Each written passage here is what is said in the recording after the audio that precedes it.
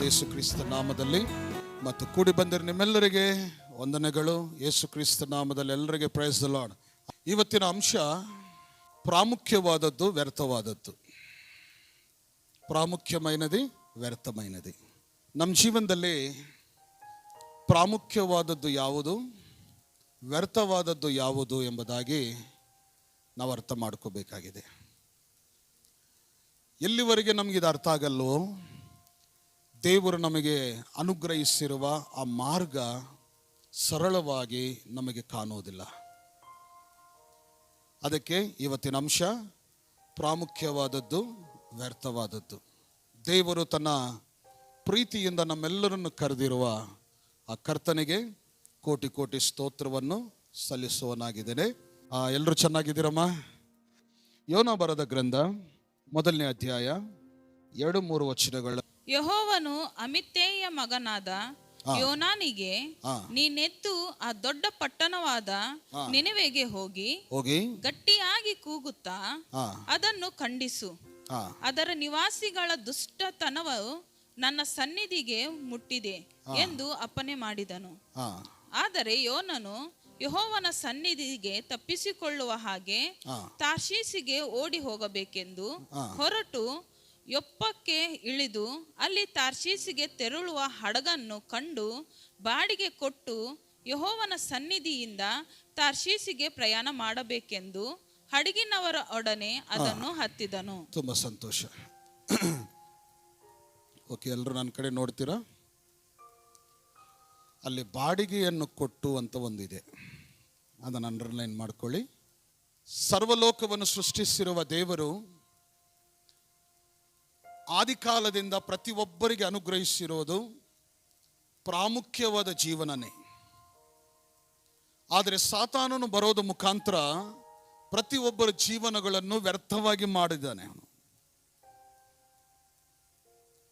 ಈಗ ನಮ್ಮ ಜೀವನಗಳನ್ನು ನಾವು ಪರೀಕ್ಷಿಸಿಕೊಂಡ್ರೆ, ಒಂದೊಂದ್ಸಲ ನಾನು ಪರೀಕ್ಷಿಸಿಕೊಂಡ್ರೆ ನನ್ನ ಜೀವನದಲ್ಲಿ ಲಿಸ್ಟ್ ನೋಡಿದ್ರೆ ವ್ಯರ್ಥವಾಗಿ ಏನಿತ್ತು, ಪ್ರಾಮುಖ್ಯವಾಗಿ ಏನಿತ್ತು. ಯಾವಾಗ ಯೇಸು ಕ್ರಿಸ್ತನನ್ನು ಸ್ವಂತ ರಕ್ಷಕನಾಗಿ ನಾನು ಅಂಗೀಕರಿಸಿದನೋ ಆ ದಿನದಿಂದ ದೇವರು ಪ್ರಾಮುಖ್ಯವಾದ ಜೀವನವನ್ನು ನನಗೆ ಅನುಗ್ರಹಿಸಿದ್ದಾನೆ. ಆಮೇನ್. ಸೊ ನೀನು ನಂಬ್ತಾ ಇದೀಯಾ? ನೀವು ನಂಬಬೇಕು. ಕೆಲವೊಬ್ಬರು ಇದೀವಿ, ನಾವು ನಮ್ಮಲ್ಲ. ಇದೆಂಥ ಜೀವನ ಅಂತೀವಿ, ಡೋಂಟ್ ಸೇ ದಟ್. ಇದು ಎಂಥ ಬದುಕು ಅಂತ ಅಂತೀವಿ, ಅದನ್ನು ಬೇಡ. ನಿನ್ನ ಬದುಕು ಎಷ್ಟು ಪ್ರಾಮುಖ್ಯವಾದದ್ದು, ಅದಕ್ಕೆ ದೇವರು ತನ್ನ ರಕ್ತವನ್ನು ಕೊಟ್ಟಿದ್ದಾನೆ, ತನ್ನ ಪ್ರಾಣವನ್ನು ಕಲ್ವರಿ ಶಿಲುಬೆಯಲ್ಲಿ ನಾವು ನೋಡ್ತೇವೆ. ವ್ಯರ್ಥವಾಗಿರುವ ನಿನ್ನ ಜೀವನವನ್ನು ಅತಿ ಬೆಲೆಯುಳ್ಳವಾದ ಜೀವನವಾಗಿ ಮಾಡಬೇಕಂತಾನೆ ತನ್ನ ಪ್ರಾಣದ ತ್ಯಾಗವನ್ನು ಶಿಲುಬೆಯ ಮೇಲೆ ತೋರಿಸ್ತಾ ಇದ್ದಾನೆ. ಆದರೆ ನಾವು ನಮ್ಮ ಜೀವನದಲ್ಲಿ ಬಾಯಿ ತೆರೆದರೆ ನಮ್ಮನ್ನು ನಾವು ದ್ವೇಷಿಸ್ಕೊಳ್ತೀವಿ, ಅಥವಾ ನಮ್ಮನ್ನು, ನಮ್ಮ ಕುಟುಂಬಗಳನ್ನು ಏನಂದ್ರೆ ಅಭ್ಯಂತರಕರವಾದ ವಚನಗಳನ್ನು ನಾವು ಯೂಸ್ ಮಾಡ್ತಾ ಇರ್ತೀವಿ. ದೇವರು ನಿನ್ನ ಕುಟುಂಬವನ್ನು, ನಿನ್ನ ಜೀವನವನ್ನು ಪ್ರಾಮುಖ್ಯವಾಗಿ ಇಡೋದಕ್ಕೆ ದೇವರು ನಿನ್ನ ಕರೆದಿದ್ದಾನೆ.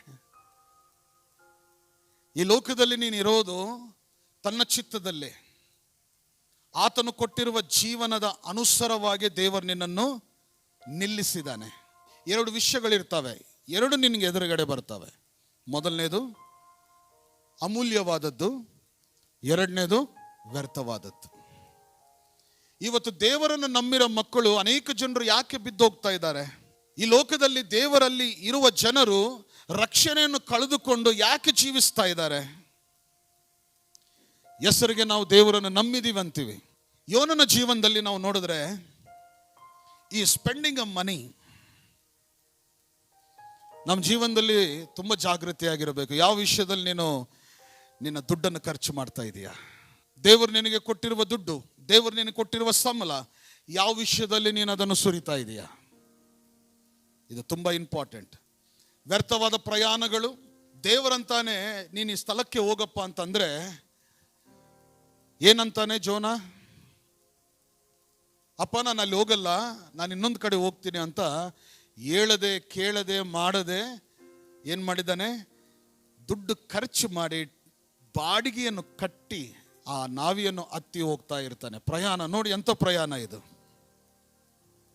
ಇವತ್ತು ದೇವರು ನಂಬಿದ ಮಕ್ಕಳು ನಾವು, ನೀನು ಯಾವುದು ಬಿತ್ತಿತೀಯೋ, ಯಾವುದು ಖರ್ಚು ಮಾಡ್ತೀಯೋ, ಎಷ್ಟು ಯೋಚನೆವಾಗಿರಬೇಕು. ಒಬ್ಬ ಸ್ನೇಹಿತನು ನಿನ್ನನ್ನು ಕರೀತಾನೆ, ನಾವು ಪ್ರಾರ್ಥನೆ ತಪ್ಪಿಸಿ ನಾವು ಅಲ್ಲಿ ಹೋಗ್ಬಿಡ್ತೀವಿ. So we are spending at money over there. ಉಚಿತವಾಗಿ ನಾವು ಹೋಗ್ತಾ ಇಲ್ಲ. ದೇವರಲ್ಲಿ ಉಚಿತವಾಗಿ ಬಾ ಅಂತಾನೆ. ಆಮೆನ್.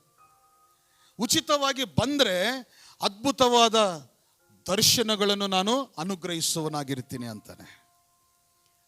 ನಿನ್ನನ್ನು ಮುಟ್ಟಿ ನಿನ್ನನ್ನು ನಡೆಸುವನಾಗಿರ್ತೀನಿ ಲೋಕದಲ್ಲಿ ಅಂತಾನೆ.